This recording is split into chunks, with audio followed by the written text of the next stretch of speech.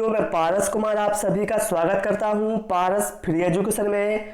आज इस क्लास में हम शिक्षक भर्ती स्पेशल पर्यावरण अध्ययन के मोस्ट इंपोर्टेंट 20 क्वेश्चन पढ़ने वाले हैं जो कि बार बार एग्जाम में पूछे जाते हैं। इसलिए आप सभी से रिक्वेस्ट है इस वीडियो को आप सभी कंप्लीट अवश्य देखें। शुरू करते हैं साथियों। प्रश्न क्रमांक 1 से कहा गया है अंकुरित अनाज में कौन सा विटामिन पाया जाता है।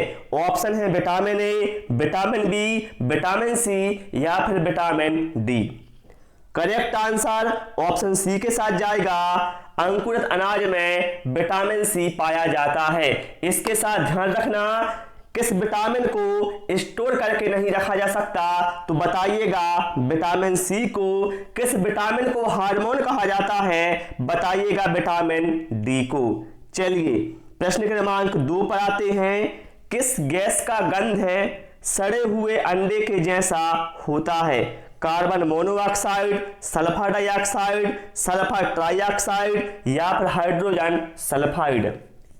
करेक्ट आंसर यहां पर ऑप्शन डी के साथ जाएगा। हाइड्रोजन सल्फाइड जिसका सूत्र होता है H2S। इसका साथियों जो गंध है इस गैस का सड़े हुए अंडे के जैसा होता है। पूछा जाए दम घोटू गैस किसे कहा जाता है, तो बताइएगा कार्बन मोनोऑक्साइड को। पूछा जाए अम्लीय वर्षा के लिए मुख्य रूप से कौन सी गैस उत्तरदायी होती है, तो बताइएगा सल्फर डाइऑक्साइड। चलिए इसके बाद प्रश्न क्रमांक 3 पर आते हैं और सभी से रिक्वेस्ट है वीडियो पसंद आए वीडियो को लाइक और शेयर करना और चैनल को जरूर सब्सक्राइब करना। विश्व का एकमात्र तैरता हुआ राष्ट्रोद्यान केबल लामजाओ कहां पर है। ध्यान रखिए ये विश्व का एकमात्र तैरता हुआ राष्ट्रोद्यान है जिसका नाम भी आपको ध्यान रखना है केबल लामजाओ। और भैया ये है कहां पर, तो मेरे भाई ये भारत में है मणिपुर राज्य में। करेक्ट आंसर ऑप्शन डी के साथ जाएगा। ये मणिपुर की प्रसिद्ध लोकटक झील का अभिन्न हिस्सा है। ठीक है चलिए इसके बाद प्रश्न क्रमांक 4 पर आते हैं। खालिस्तान मौसम के दौरान रबी फसल की खेती की जाती है। पतझड़, सर्दी, गर्मी, मानसून अथवा वर्षा। आप सभी जानते हैं जो रबी फसल की खेती भैया ये अक्टूबर नवंबर माह में की जाती है और इसकी जो कटाई है वह मार्च अप्रैल माह में की जाती है। तो यहाँ पर जो रबी फसल की खेती है वो कब की जाती है, अक्टूबर नवंबर में अर्थात सर्दी के मौसम में की जाती है। करेक्ट आंसर ऑप्शन बी के साथ यहाँ पर चला जाएगा। ठीक है जैसे गेहूं हो गया, चना हो गया, ये रबी की फसलें होती हैं। अगला है शनि के रिंग्स की खोज किसने की थी। न्यूटन, गैलीलियो, एस चंद्रशेखर या फिर सीवी रमन। साथियों आप सभी को पता है जो शनि ग्रह है इसके चारों ओर क्या है, वलय पाए जाते हैं। ये कई बार एग्जाम में पूछा भी गया है। तो ये जो वलय है या रिंग्स है इनकी खोज किसने की थी, गैलीलियो ने की थी। करेक्ट आंसर ऑप्शन बी के साथ जाएगा। पूछा जाए किस ग्रह को काला ग्रह कहा जाता है, तो बताइएगा शनि को। पूछा जाए टाइटन किस ग्रह का उपग्रह है, तो बताइएगा शनि का। ठीक है ये सारे पॉइंट जो बताते जा रहा हूं नोट करते जाओ, एग्जाम में यहां से क्वेश्चन आने वाले हैं। प्रश्न क्रमांक 6 इनमें से कौन उड़ सकता है। बताएं आप इन 4 में से कौन उड़ सकता है। तो मेरे भाई जो पेंगुइन है ये नहीं उड़ सकता, ना एमू उड़ सकता है, ना ऑस्ट्रिच उड़ सकता है। लेकिन जो हॉर्नबिल है साथियों ये पक्षी उड़ सकता है। करेक्ट आंसर ऑप्शन ए के साथ जाएगा। एक क्वेश्चन एग्जाम में और पूछा जाता है कि हॉर्नबिल उत्सव कहां मनाया जाता है, तो बताइएगा साथियों नागालैंड में मनाया जाता है। ठीक है चलिए अगला प्रश्न है मलेरिया में कौन सा अंग प्रभावित होता है। हृदय, फेफड़े, प्लीहा या फिर वृक्क। मेरे भाई जो मलेरिया है ये प्लाज्मोडियम के द्वारा होता है और इसका वाहक होता है मादा एनाफिलिज मच्छर।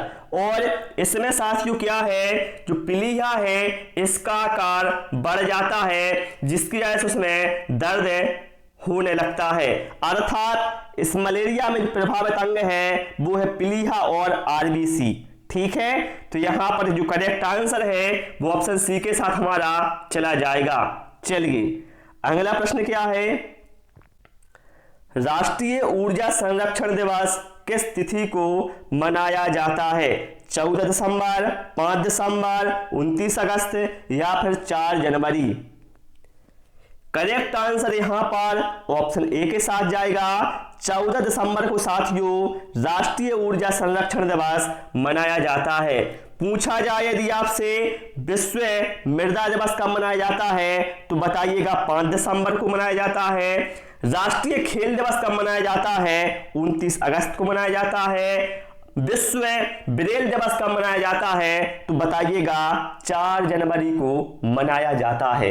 ये सारे पॉइंट आपको भाई बिल्कुल पता ही होने चाहिए। चलिए अगला प्रश्न क्या है, निम्न में से कौन सा तना है? सलजम, अदरक, गाजर या फिर शकरकंद? मेरे भाई आलू हो गया, प्याज हो गया, लहसुन हो गया, अदरक हो गया, ये क्या है भैया? तने की श्रेणी में आते हैं। तो करेक्ट आंसर यहां पर ऑप्शन बी के साथ जाएगा। एग्जाम में कई बार पूछा गया है शकरकंद क्या है, तो मेरे भैया शकरकंद एक जड़ है, ये आपको ध्यान रखना है। ठीक है, चलिए इसके बाद आते हैं प्रश्न क्रमांक 10 पर। पौधों में मूल रोमों द्वारा जल जिस प्रक्रिया से अवशोषित किया जाता है वह क्या कहलाती है? ध्यान रखना, जल अवशोषित होने की प्रक्रिया की यहां पर बात की गई है, तो भैया मेरे उसे कहा जाता है परासरण। करेक्ट आंसर ऑप्शन डी के साथ जाएगा। ठीक है, चलिए इसके बाद आते हैं प्रश्न क्रमांक 11 पर। गरीबों का मेवा किसे कहा जाता है? आम, लीची, बेर या फिर पपीता? तो मेरे भाई गरीबों का मेवा कहा जाता है बेर को। करेक्ट आंसर यहां पर ऑप्शन सी के साथ जाएगा। यदि पूछा जाए गरीबों की गाय किसे कहा जाता है तब आपका आंसर होगा बकरी। ठीक है, दोनों क्वेश्चन अलग अलग हैं इसलिए इनको ध्यान रखना। चलिए अगला है, व्यवसायिक उपयोग के लिए सब्जियां, फूल और फल उगाने की क्रिया के लिए निम्नलिखित में से किस शब्द का उपयोग किया जाता है? हॉर्टिकल्चर, विटीकल्चर, पिसीकल्चर या फिर वर्मीकल्चर? ध्यान रखना, व्यवसायिक उपयोग के लिए सब्जियां, फूल और फल उगाने की प्रक्रिया की बात की गई है, तो भैया उसे कहा जाता है हॉर्टिकल्चर। क्या कहा जाता है? हॉर्टिकल्चर से कहा जाता है। यदि पूछा जाए वर्मीकल्चर क्या है तो केंचुआ पालन को कहा जाता है वर्मीकल्चर, अंगूर की खेती को कहा जाता है विटीकल्चर और मत्स्य पालन को कहा जाता है पिसीकल्चर। ठीक है, चलिए भाई इसके बाद प्रश्न क्रमांक 13 पर आते हैं। पर्यावरणीय खेती जिसे हम इंग्लिश में कहते हैं इको फार्मिंग, इसे बताना है किस नाम से भी जाना जाता है?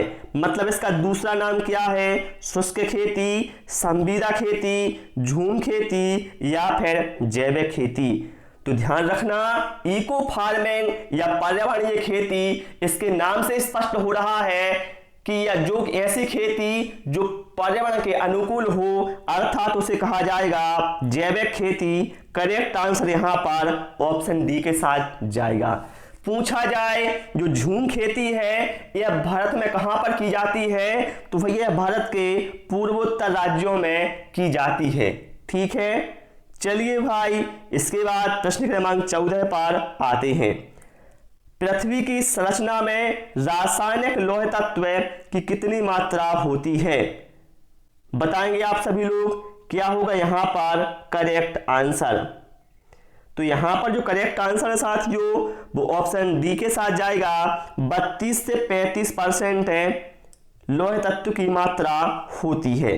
ठीक है, चलिए प्रश्न क्रमांक 15, फार्मिक अम्ल किसके द्वारा उत्पादित किया जाता है? दीमक, काकरोच, लाल चींटी या फिर मच्छर।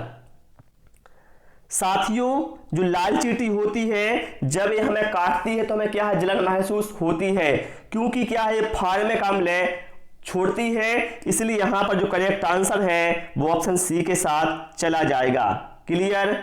चलिए प्रश्न क्रमांक 16 पर आते हैं, और जिन साथियों ने वीडियो को लाइक और शेयर नहीं किया है भाई, वीडियो को लाइक कर दें, शेयर भी कर दें, इसमें आपका कोई पैसा नहीं लगता है मेरे भाई, इससे मुझे मोटिवेशन मिलता है और मैं आप लोगों के लिए नए नए वीडियो लेकर आता हूं। कहा गया है बाउल किस राज्य का प्रमुख लोक नृत्य है? असम, बिहार, कर्नाटक या फिर पश्चिम बंगाल।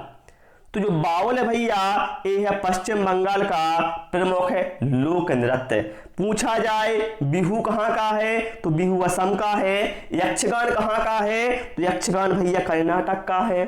ठीक है, चलिए इसके बाद आते हैं प्रश्न क्रमांक 17 पर। रक्तचाप किस यंत्र से मापा जाता है? पोटोमीटर, स्फग्मोमोनोमीटर, नाइनोमीटर या फिर बैरोमीटर। रक्तचाप से मतलब यहां पर क्या है, जो हमारा ब्लड प्रेशर है या रक्तदाब है उसको यहां पर मापने की बात की गई है, तो भैया वो मापा जाता है स्फग्मोमोनोमीटर से। करेक्ट आंसर यहां पर ऑप्शन बी के साथ जाएगा। ठीक है, यदि साथियों आपसे पूछा जाए रुधिर परिसंचरण तंत्र की खोज किसने की थी, तो बताइएगा विलियम हार्वे ने। यदि पूछा जाए पौधों में वाष्प उत्सर्जन की दर को किससे मापा जाता है, तो बताइएगा पोटोमीटर से। वायुमंडलीय दाब को किससे मापा जाता है, तो बताइएगा बैरोमीटर से। ये सारे पॉइंट आप लोग नोट करते जाएं, अलग अलग यहां से क्वेश्चन आने वाले हैं। कर्क रेखा को कौन सी नदी 2 बार काटती है? बेतवा, साबरमती, माही या फिर लूनी। करेक्ट आंसर यहां पर ऑप्शन सी के साथ जाएगा। साथियों, माही नदी भारत की एकमात्र ऐसी नदी है जो कि कर्क रेखा को 2 बार काटती है। ठीक है, यदि आपसे पूछा जाए कौन सी नदी कच्छ के रण में विलुप्त हो जाती है, तो बताइएगा लूनी नदी। चलिए प्रश्न क्रमांक 19 पर आते हैं। यहां पर कहा गया है अधिकांश कीट किस प्रकार श्वास लेते हैं? त्वचा के द्वारा, गलफड़ों के द्वारा, फेफड़ों के द्वारा या फिर ट्रैकिया प्रणाली के द्वारा। करेक्ट आंसर यहां पर ऑप्शन डी के साथ जाएगा। अधिकांशतः साथियों जो कीट होते हैं यह ट्रैकिया प्रणाली के द्वारा श्वसन क्रिया करते हैं। यदि पूछा जाए कीटों के पास कितनी टांगें होती हैं, तो भैया मेरे कीटों के पास 3 जोड़ी अर्थात 6 टांगें होती हैं। चलिए अगला है बिडाल परीक्षण किसके लिए किया जाता है? हैजा, मलेरिया, टाइफाइड या फिर पीत ज्वर।